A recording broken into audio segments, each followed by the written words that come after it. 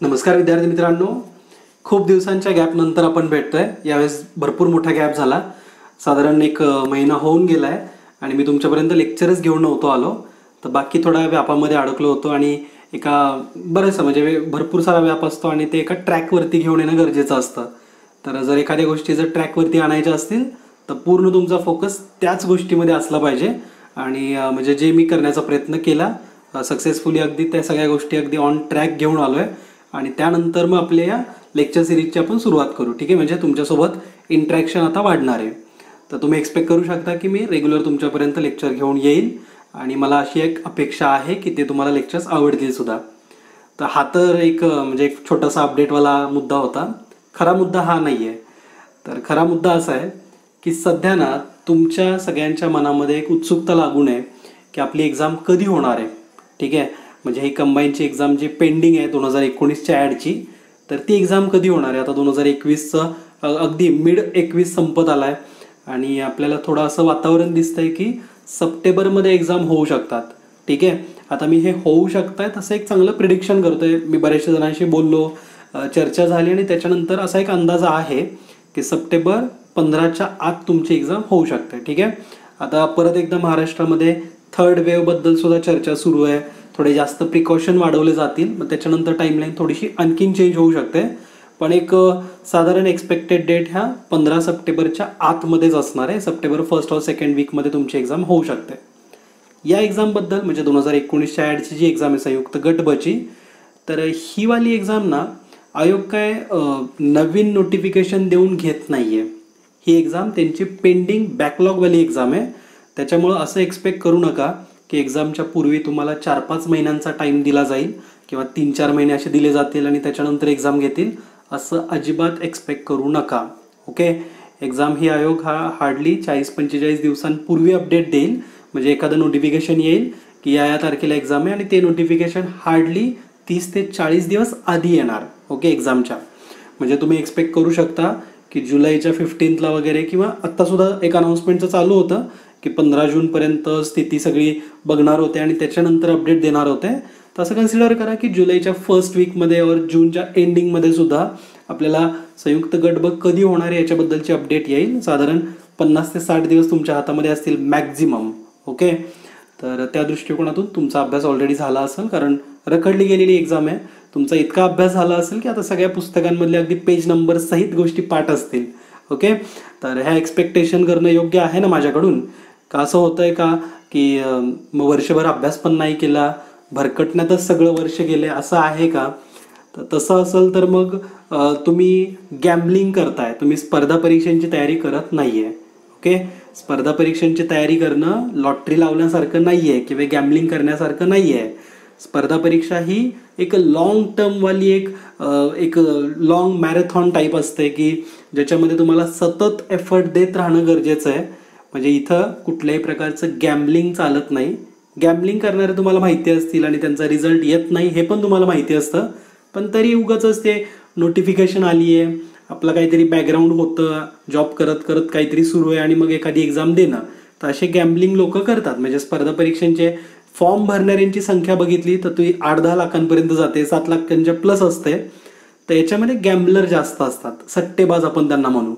तर तुम्ही सट्टेबाज नका बनू। जर तुम्ही ठरवलंय, या मागच्या 1-2 वर्षांच्या अनुभवावरून जर ठरवलं असेल की मला स्पर्धा परीक्षा करायची आहे, तर तुम्ही स्पर्धा परीक्षांची तयारी अगदी नीट शिस्तीत, अगदी तुमच्या दररोजच्या नियोजनापासून त्याची सुरुवात असते, तर प्रॉपर तयारी करत असाल अशी एक अपेक्षा आहे।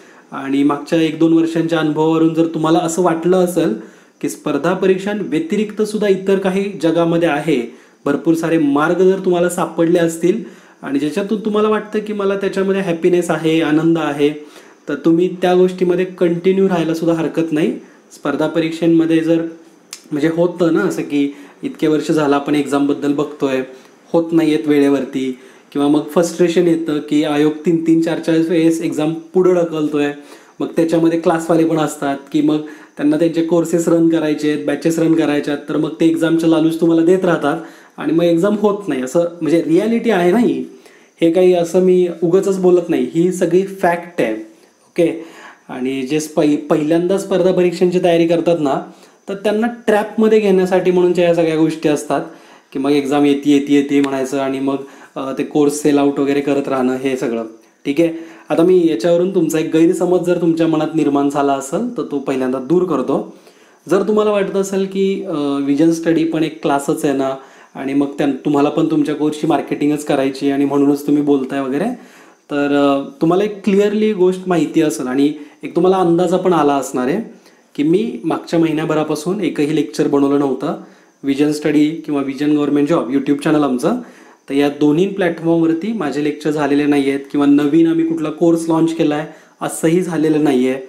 तर याचा अर्थ काय की विजन म्हणजे तुम्हाला अगदी फ्रँकली सांगायचं झालं ना, टीम हे एडिट करू नका असं मी टीमला रिक्वेस्ट पण करतो. तर विजन ही एक ऑर्गनायझेशन, एक कंपनी आहे ज्याच्या वेगवेगळ्या विंग्ज आहेत.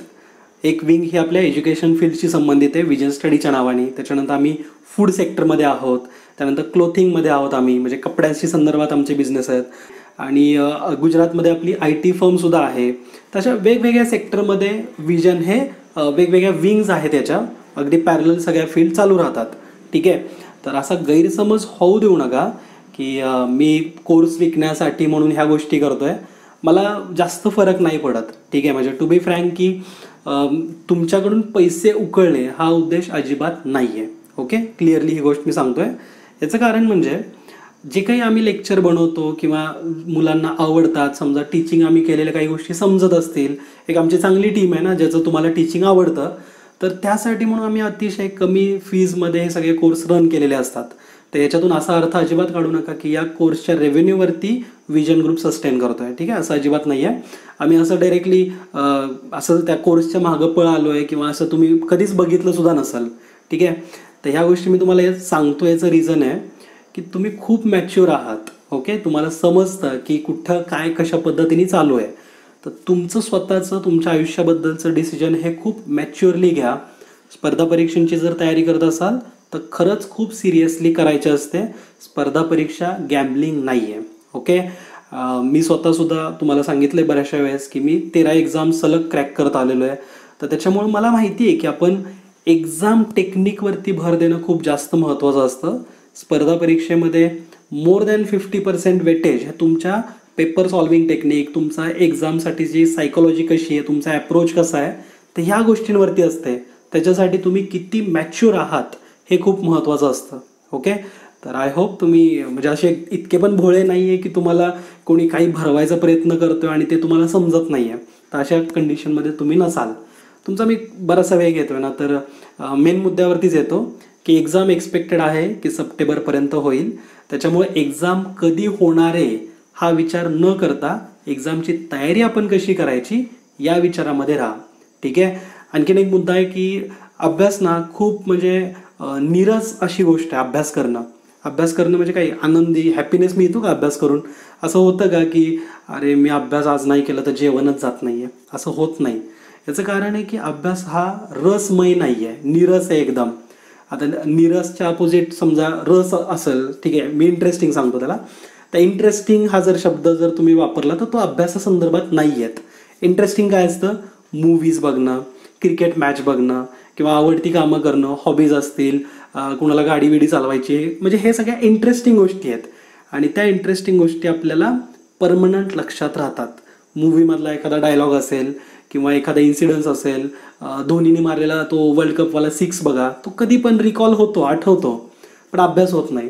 याचं कारण आहे की अभ्यास आपल्याला करताना इंटरेस्ट येत नाही. तर अभ्यासामध्ये तो इंटरेस्ट आणण्याचा प्रयत्न करा आणि त्या संदर्भात विचार करा. असा विचार करू नका की आता सप्टेंबरमध्ये एक्झाम नाही होणार किंवा डिसेंबरमध्ये होईल किंवा कधी एक्झामच होत नाही आहे, अशा निगेटिव्ह थॉटमध्ये नका राहू ना. जर तुम्ही ठरवलं आहे की स्पर्धा परीक्षांची तयारी करायची तर ह्याला सिरियसली घ्या. हे ॲज अ तुमचं करिअर म्हणून असणार आहे, तर स्वतःच्या करिअरसोबत नका खेळू ना. ओके, तर इंटरेस्ट बनल असे प्लॅन बनवा. दररोज अल्टरनेट सब्जेक्ट घ्यायचे, म्हणजे एक सब्जेक्ट समजा आज मी इतिहास घेतला तर उद्या मी जॉग्राफी घेईल, परवा पॉलिटी घेईल. ऑड इव्हन पॅटर्न तर मी भरपूर वेळेस लेक्चरमध्ये सांगितलं आहे की ऑड इव्हन पॅटर्न ठरवायचं नेहमी. ऑड डेजला हे टॉपिक असले पाहिजेत, इव्हन डेजला हे टॉपिक असले पाहिजेत. आठवड्यामध्ये एखादा दिवस हा पूर्ण आयोगाच्या क्वेश्चन पेपरवरती द्यायचा असतो. तर असं नियोजन तुमचं अगदी प्रोफेशनल वेमध्ये अभ्यासाची तयारी असली पाहिजे. ठीक आहे, कारण ही स्पर्धा परीक्षा आहे, हेवी कॉम्पिटिशन असतं इथं आणि एखादा मार्क कमी झाला की रँक डायरेक्टली 1000 लोकांच्या पाठीमागं पडतो. ओके, म्हणजे तुम्हाला माहिती आहे हे सगळे गेम आता इतके म्हणजे खरंच तुम्ही लहान नाही आहे याची आठवण काढून देण्यासाठीच मी हे खास सेशन आता ऑलमोस्ट रात्रीचे 2-1 वाजलेले आहेत त्यावेळेस तुमच्यासोबत शेअर करतो आहे.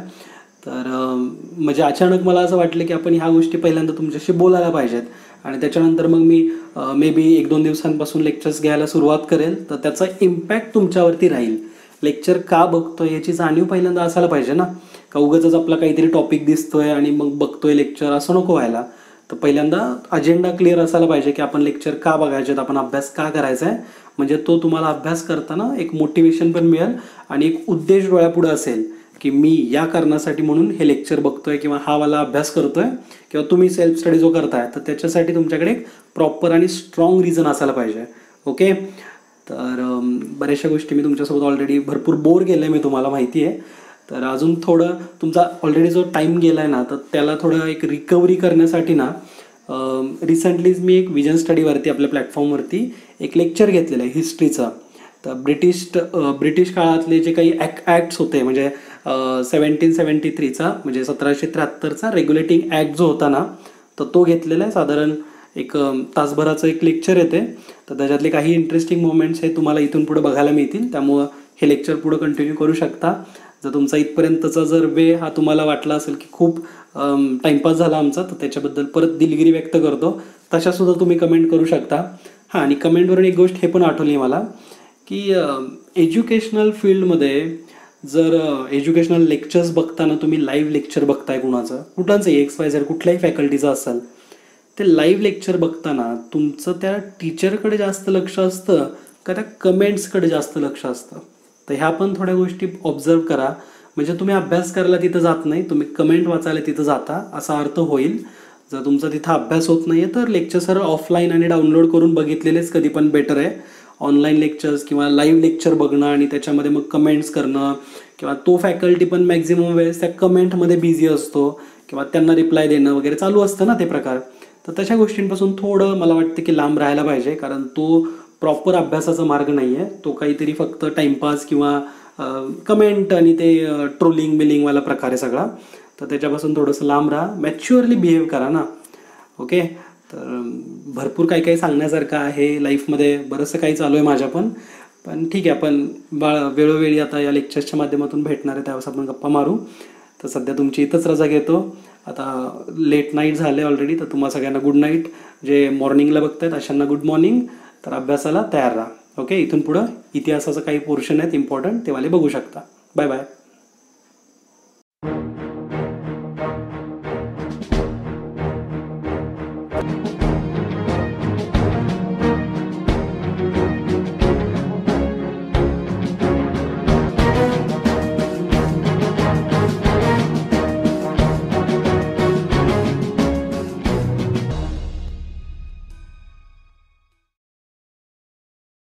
तर त्यामुळे आपण जर अभ्यास केले या ब्रिटिशकालीन कायद्यांचा तर तो 2 भागांमध्ये करायचा आहे.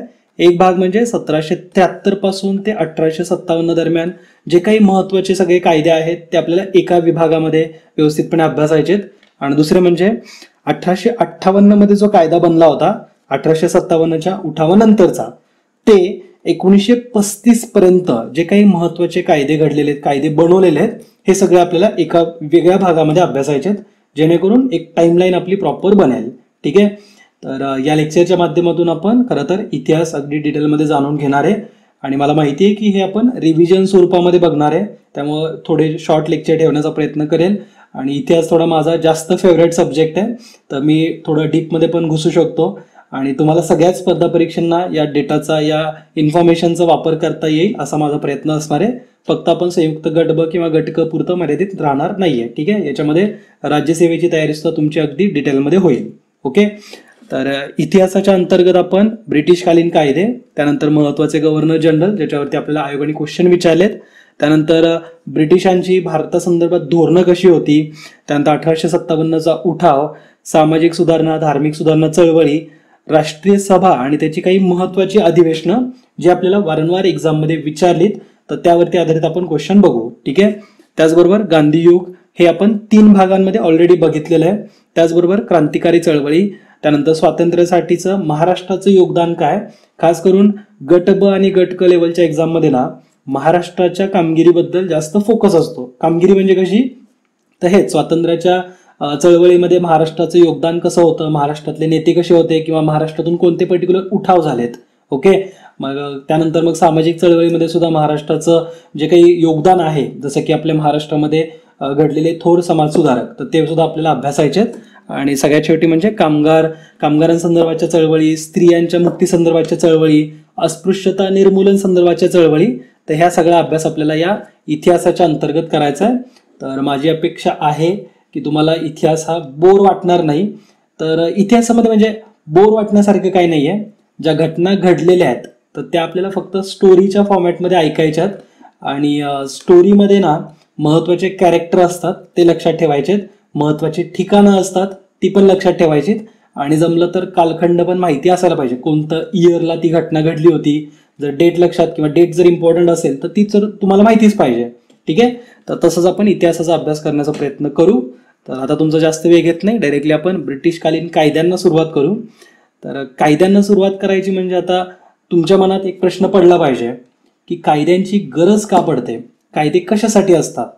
तर मुख्य म्हणजे कायद्यांचं काम काय किंवा कायदे का बनवले जातात. तर एखाद्या प्रदेशावरती जर प्रॉपर त्याच्यावरती नियंत्रण करायचं आहे, त्या प्रदेशाचं ॲडमिनिस्ट्रेशन प्रशासन जर प्रॉपर करायचं असेल तर काहीतरी निर्बंध, काहीतरी रूल्स असणं गरजेचं असतं. तर ते जे रूल बनवण्याचं काम आहे ना, तर ते ब्रिटिशांनी 1773 पासून करायला सुरुवात केली. ब्रिटिश सरकारने हे रूल का बनवले, हे कायदे का बनवलेत, ह्याची पार्श्वभूमी समजून घेणं खूप महत्वाचं आहे. तर ब्रिटिशांनी 1773चा रेग्युलेटिंग ऍक्ट आणला. रेग्युलेटिंग म्हणजे काय की आपण तिथल्या घडामोडींना रेग्युलेट करणारे, त्याला मॉनिटर करणारे, जे की ब्रिटिश पार्लमेंट आता करणार होतं.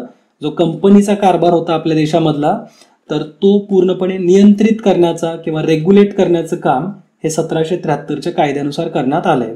ठीक आहे, कारण पुढं पुढं असं झालं होतं ना की ईस्ट इंडिया कंपनी एक व्यापारी कंपनी म्हणून भारतात आली.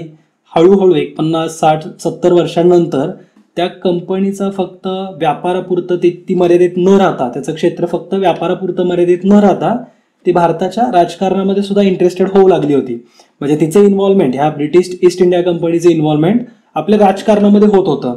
तर राजकारणामध्ये ज्यावेळेस इन्व्हॉल्वमेंट झालंय तर भारताच्या मग प्रशासनासंदर्भाच्या काही गोष्टी आल्यात, त्यानंतर मग काही युद्ध झालेले आहेत आणि ह्या सगळ्या घडामोडींमध्ये ती एक ट्रेडिंग कंपनी जी होती ना, ट्रेडिंग कंपनी म्हणजे एक व्यापारी कंपनी जी होती, तर ती व्यापारामध्ये कुठेतरी पाठीमागे राहू लागली. एवढी अशी वेळ आली होती की ह्या भरभराटीच्या कंपनीला, म्हणजे कंपनी खूप त्यांचा व्यापार तर खूप वाढला होता, पण एक वेळ अशी आली होती की ब्रिटिश ईस्ट इंडिया कंपनीला इंग्लंडच्या बँकेकडून, बँक ऑफ इंग्लंडकडून 10 दशलक्ष पाऊंडचं कर्ज पण घ्यावं लागलं होतं. अगेन त्यांनी ॲडिशनल 4 लाख पाऊंडचं सुद्धा कर्ज मागवलं होतं आणि त्याला काहीतरी 4% रेट ऑफ इंटरेस्ट पण त्यांना वार्षिक पे करावा लागत होता. म्हणजे आपण असं म्हणू शकतो की ही ईस्ट इंडिया कंपनी ही डबघाईला चालली होती, बँकरप्ट होत होती. तर या कंपनीकडं किंवा अशी एक ब्रिटनसाठीची ही एक सोन्याची चिमणीच होती ही कंपनी, म्हणजे कारण ह्याच्यातून खूप मोठा व्यापार काढला जात होता, पैसे मिळत होते, रेव्हेन्यू होता. आणि ही कंपनी जर डुबत असेल, डबघाईला चालली असेल, तर याच्यावरती प्रॉपर नियंत्रण जर आणलं तर आपण परत एकदा याच्यातून चलन जनरेट करू शकतो, रेव्हेन्यू वाढवू शकतो. तर असाच एक हेतू होता आणि त्याच्यामुळे ब्रिटिश पार्लमेंटनी रेग्युलेटिंग ऍक्ट 1773चा आणलेला आहे. ठीक आहे, तर हे अगदी शॉर्टमध्ये झालं. हा फक्त एक समरी म्हणून मी तुम्हाला एक 2-3 मिनिटांमध्ये हा पूर्ण इतिहास सांगितलाय की 1773च्या ऍक्टची, या रेग्युलेटिंग ऍक्टची गरज का पडली. ओके, आता एक गोष्ट लक्षात घ्या, कुठलाही कायदा अभ्यासताना ना त्या कायद्याची पार्श्वभूमी काय होती, कायद्याच्या पूर्वीची स्थिती काय होती आणि कायदा कशासाठी आणलेला आहे, त्या स्थितीमधून कशा पद्धतीने बाहेर आणता येईल किंवा कायद्याचा उद्देश काय, हे दोन्ही गोष्टी समजून घेणं गरजेचं आहे. आणि महत्वाचं म्हणजे कायद्यातल्या तरतुदी काय आहेत. ठीक आहे, कारण या तिन्ही घटकांवरती आपल्याला आयोग क्वेश्चन विचारतो. तर पहिल्यांदा पार्श्वभूमी समजून घेणं, त्याची गरज का पडली आणि नंतर या कायद्यामधल्या महत्वाच्या तरतुदी काय आहेत हे मी तुम्हाला पुढे सांगणारच आहे. त्यापूर्वी ना काही महत्वाचे इव्हेंट्स आहेत. आता मी डायरेक्टली सांगितलं की ब्रिटिश ईस्ट इंडिया कंपनीचा व्यापार चालू होता, नंतर डबघाईला आली, तर ह्या गोष्टी तुम्हाला थोड्या रिलेट करत नाहीयेत. मला माहिती आहे की तुम्ही रिव्हिजन मोडमध्ये आहात, ऑलरेडी तुम्ही सगळं हे वाचलेलं आहे, पण तरी सुद्धा की समजा ज्याने कुणी वाचलेलं नाहीये किंवा बारीक सारीक गोष्टी जर माहिती नसतील तर अशांसाठी मी पूर्ण इतिहास सांगायची तयारी माझी आहे. तुमचा जास्त वेळ घेणार नाही, अगदी 10 ते 15 मिनिटांमध्ये पूर्ण इतिहास मी सांगून देईन. ब्रिटिशांचं भारतामध्ये आगमन कसं झालं त्याच्यासाठी काही महत्त्वाचे वर्ष आहेत जे तुम्ही लक्षात ठेवायचे आहेत. जसं की 1600, तर सन 1600 जे आहे 1600 वर्ष, त्याच्यामध्ये 31 डिसेंबर ही तारीख लक्षात ठेवा. 31 डिसेंबर 1600 साली नेमकं काय झालं, तर ब्रिटनमध्ये बरेचसे व्यापारी एकत्र आले होते. मोठे मोठे व्यापारी, त्यांच्या मोठ्या मोठ्या संघटना होत्या, ते एकत्र आले आणि त्यांना समजलं होतं की आशिया खंडामध्ये जाण्यासाठीचा समुद्राचा मार्ग आपल्याला सापडला आहे. आता मी पूर्ण बेसिकवाला सांगणार नाहीये की समुद्र मार्गाची गरज का पडली, जमिनीचा मार्ग का बंद वगैरे पडला होता, काय झालं होतं तिथं, तो इतिहास मी आत्ता नाही सांगणार. बाकी आपण डिटेल टीचिंग लेक्चरमध्ये मी त्याच्याविषयी बोललच, ठीक आहे. पण सध्या फक्त हे सांगतोय की केप ऑफ गुड होपचा म्हणजे जे एक पॉईंट आहे साऊथ आफ्रिकेमध्ये. आता केप ऑफ गुड होप काय आहे, तर असा एक साऊथ आफ्रिका हा देश आहे, ठीक आहे. आणि त्याच्या बॉटमला असं युरोपमधून जर तुम्ही येत असाल तर असं एक ठिकाण आहे. हे ठिकाण म्हणजे Cape of Good Hope. Good Hope, hope म्हणजे काय, होप्स म्हणजे आपण अपेक्षा म्हणतो ना, की चांगल्या अपेक्षा असलेले एक ठिकाण आहे. ह्या अपेक्षा कशांच्या होत्या बरं, तर ह्या अपेक्षा होत्या आशियामध्ये किंवा चीनमध्ये जायसाठीचा एक सागरी मार्ग सापडावा, ही एक अपेक्षा.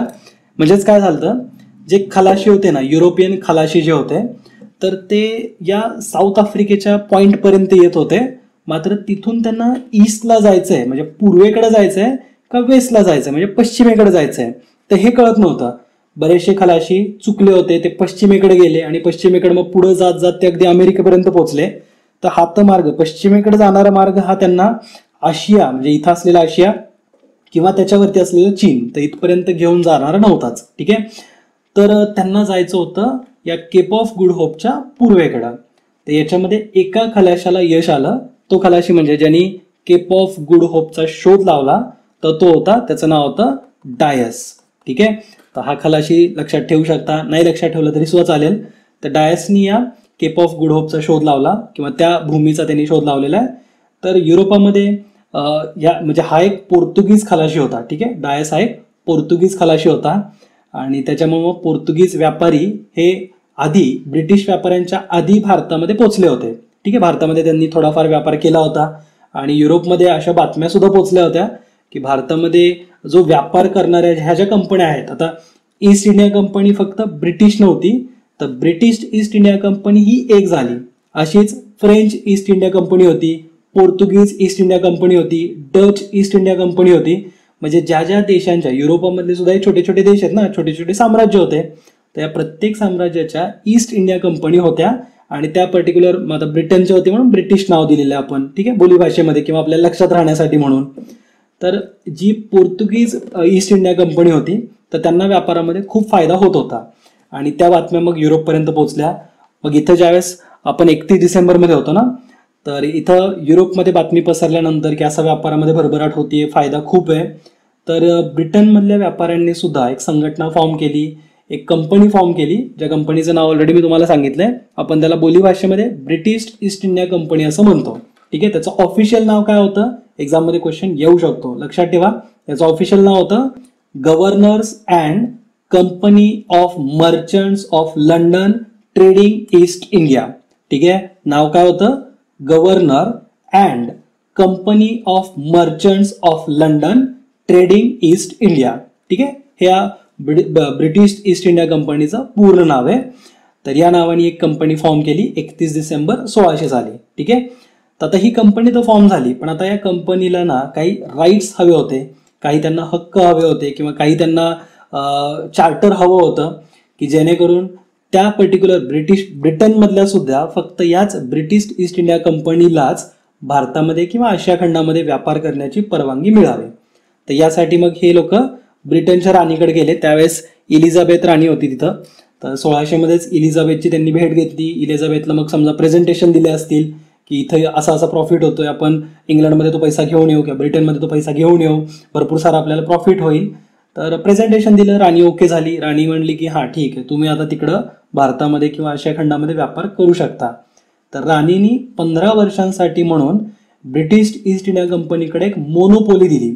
मोनोपॉली म्हणजे काय असते, तर इतर कुठल्याही ब्रिटनच्या कंपनीला या केप ऑफ गुड होपच्या ईस्टकडं म्हणजे पूर्वेकडील देशांमध्ये व्यापार करता येणार नाही, असे फक्त म्हणजे व्यापार करण्याचा हक्क फक्त आणि फक्त ब्रिटिश ईस्ट इंडिया कंपनीकडेच असेल. तर अशा प्रकारे आपल्या इलिझाबेथ राणीने म्हणजे महाराणी जी होती इलिझाबेथ, तर तिने या कंपनीकडे चार्टर दिलं. ठीक आहे. एक्झॅक्ट जर तुम्ही एरिया बघितला ना तर पृथ्वीवरती जेवढे काही देश आहेत तर त्यांच्या साधारणतः 80% देशांमध्ये किंवा 80% आपण भूभाग म्हणूयात, पृथ्वीच्या 80% भूभागावरती व्यापार करता येईल ब्रिटनमधल्या फक्त आणि फक्त एका कंपनीला, ती म्हणजे ब्रिटिश ईस्ट इंडिया कंपनी, आणि ते देखील पुढच्या 15 वर्षांसाठी. तर अशा प्रकारचं चार्टर दिलं होतं या केप ऑफ गुड होपच्या ईस्टकडं म्हणजे पूर्वेकडं.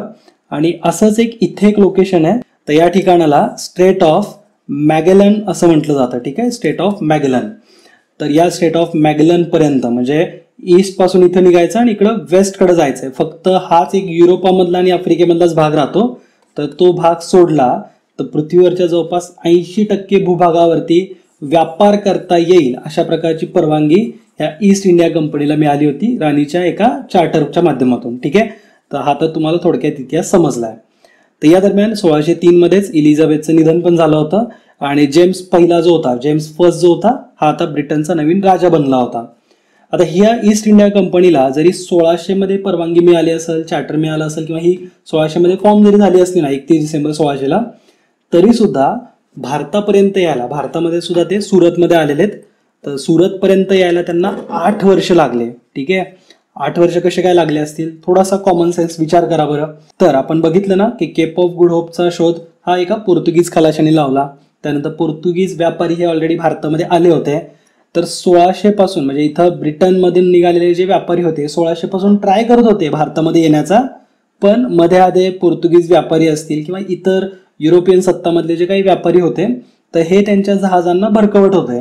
ठीक आहे. किंवा युद्ध होत असतील किंवा त्यांना ते जहाजाचं नुकसान करत असतील. तर त्यामुळं जवळपास 8 वर्ष लागले.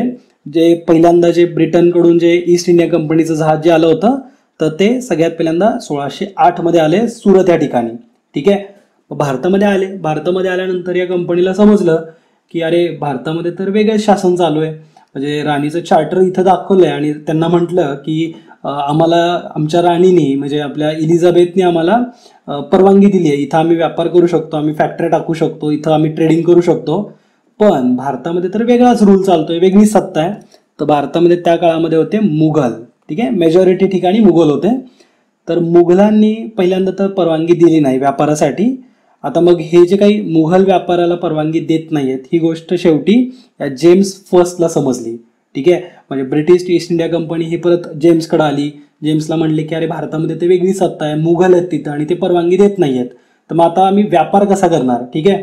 तर त्यावेळेस जेम्स म्हणला की ठीक आहे की मी व्यापार कसा करायचा ते बघतो, म्हणजे मी तुम्हाला परवानगी कशी मिळवून द्यायची हा भाग माझा, फक्त तुम्ही तुमच्या ट्रेडिंगकडे जास्त फोकस द्या, तुमच्या व्यापाराकडे फोकस द्या.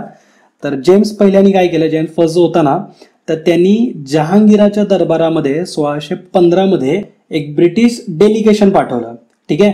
म्हणजे ब्रिटिशांचं नेतृत्व करणारं एक डेलिगेशन होतं ज्याचं नेतृत्व हे सर थॉमस रो हा करत होता. ठीक आहे.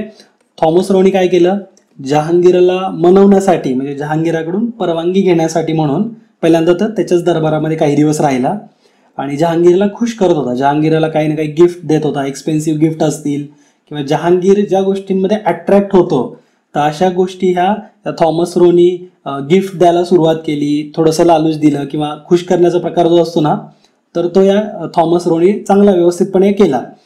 त्यात मग एका वर्षाच्या आतच म्हणजे अगदी 2-3 आठवड्यामध्येच जहांगीर जो होता हा पगळला आणि जहांगीराने ब्रिटिशांना 1615 मध्येच फॅक्टरी टाका म्हणजेच आपण त्याला वखारी म्हणतो किंवा वखार स्थापन करायची परवानगी मिळाली. ठीक आहे. तर ही 1615 मध्ये फायनली ब्रिटिशांना मिळाली होती. ओके. तर हा तुम्हाला इतिहास समजलाय की ब्रिटिश ईस्ट इंडिया कंपनीच्या वखारी किंवा फॅक्टरी आपण म्हणू तर यांची स्थापना भारतामध्ये कशा प्रकारे सुरुवात झाली, याची स्थापना व्हायला कशा प्रकारे सुरुवात झालेली आहे. ठीक आहे. त्याच्या आधी ना एक मुद्दा लक्षात घ्या की ज्यावेळेस ही ब्रिटिश ईस्ट इंडिया कंपनी स्थापन केलेली ना तर तिचं स्ट्रक्चर आपल्याला समजून घेणं महत्वाचं आहे. कारण हिच्या स्ट्रक्चरवरती म्हणजे त्याचा रचना कशी होती, या कंपनीची रचना कशी होती, नेमके डिसिजन मेकिंग कुणाकडे असायचं, वरती कोण होते, तर ह्याचं स्ट्रक्चर तुम्हाला माहिती असायला पाहिजे. कारण जे आपण 1773चं रेग्युलेटिंग ऍक्ट बघू किंवा पुढे येणारे चार्टर ऍक्ट बघणार आहोत, पीट्स इंडिया ऍक्ट बघणार आहोत, तर त्याच्यामध्ये या कंपनीच्या बॉडीचा किंवा कंपनीच्या डायरेक्टर्सचा महत्त्वाचा रोल आहे किंवा त्यांची तुम्हाला तिथं ओळख होणार आहे. पण सध्या तुम्हाला त्याचं स्ट्रक्चर माहिती असायला पाहिजे.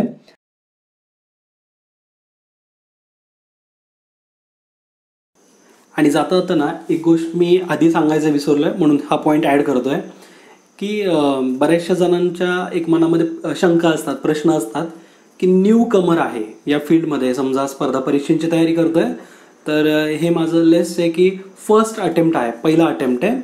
आणि बरीचशी शंका असते पहिल्यांदा अटेम्प्ट देणाऱ्यांच्या मनात की माझ्यापेक्षा सिनियर आहेत बरेचसे जण, 3-4 वर्षांपासून तयारी करतायत, तर त्यांच्यासोबत कॉम्पिटिशनमध्ये आपण कसं उभं राहू. ठीक आहे, हा प्रश्न कॉमन आहे ना, म्हणजे होतं, हे जनरली होतं.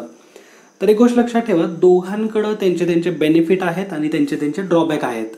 म्हणजे जो अनुभवी कॅन्डिडेट आहे आणि जो नवीन कॅन्डिडेट आहे या दोघांकडं स्वतःचे काही बेनिफिट असतात. जसं की स्पर्धा परीक्षांची तयारी करतानाचं जे पहिलं वर्ष असतं, जे न्यू कमर असतात ते ओल्डवाल्यांपेक्षा, म्हणजे जे अनुभवी आहेत, सिनियर्स आहेत, तर यांच्यापेक्षा न्यू कमरमध्ये जास्त एनर्जी असते. ठीक आहे, हा प्लस पॉईंट आहे. ती एनर्जी त्यांनी कुठे यूज करायची हे त्याला समजलं पाहिजे. नाहीतर कुणाचा तरी चुकीचा सल्ला घेऊन जर ती एनर्जी वायफळ घालवली तर अपयश येतं आणि अपयशाने माणूस मॅक्झिमम वेळेस खचून जात असतो. फार कमी लोक असतात जे आयुष्यामध्ये खूप धडपडलेत, खूप अपयश बघितले आणि तरीसुद्धा नवीन हायजवरती जाऊन पोचलेत, असे खूप कमी लोक असतात. तर त्या अपयशापासून थोडंसं लांब राहायचा प्रयत्न करा. कारण म्हणतात अशी म्हण पण आहे की अपयश ही यशाची पहिली पायरी आहे. पण ठीक आहे ना, ती पायरीच बघितली नाही आणि डायरेक्ट यश मिळालं तर काय वाईट आहे. ओके, तर न्यू कमर्ससाठी हेच सांगू इच्छितो की तुमच्यामध्ये खूप चांगली एनर्जी असते, खूप जास्त एनर्जी असते. न्यू कमर्स एवढी एनर्जी कुणाकडेच नसते. तर ते स्पर्धा परीक्षेचं पहिलं वर्ष जे आहे तुमचं, तर ते अगदी म्हणजे एका प्रॉपर गायडन्सच्या खाली तुम्ही घालवा, योग्य सल्ले घ्या आणि एका वेल डायरेक्शनमध्ये, एका वेल प्लॅन डायरेक्शनमध्ये ते पहिलं वर्ष तुमचं असायला पाहिजे. ठीक आहे, आणि जे अनुभवी आहेत, जे जुनेवाले विद्यार्थी आहेत, तर यांच्याकडं एक चांगला अनुभव असतो.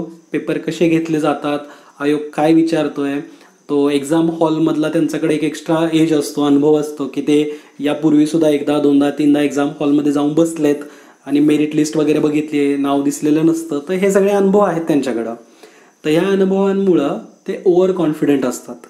तर हा एक त्यांच्याकडे ड्रॉबॅक आहे की भलेही अनुभव असला, जुने असतील, 1-2 मार्कांनी प्री मेन्स राहिली असेल, पण काय होतं की जसं जसं त्यांचा या स्पर्धा परीक्षेतला स्वतःचा वेळ देणं म्हणजे वाढत जातो ना, टाईम ड्युरेशन 2 वर्ष झाले, 3 वर्ष झाले, 4 वर्ष झाले, तर कॉन्फिडन्सच्या ऐवजी ओव्हर कॉन्फिडन्स वाढत जातो.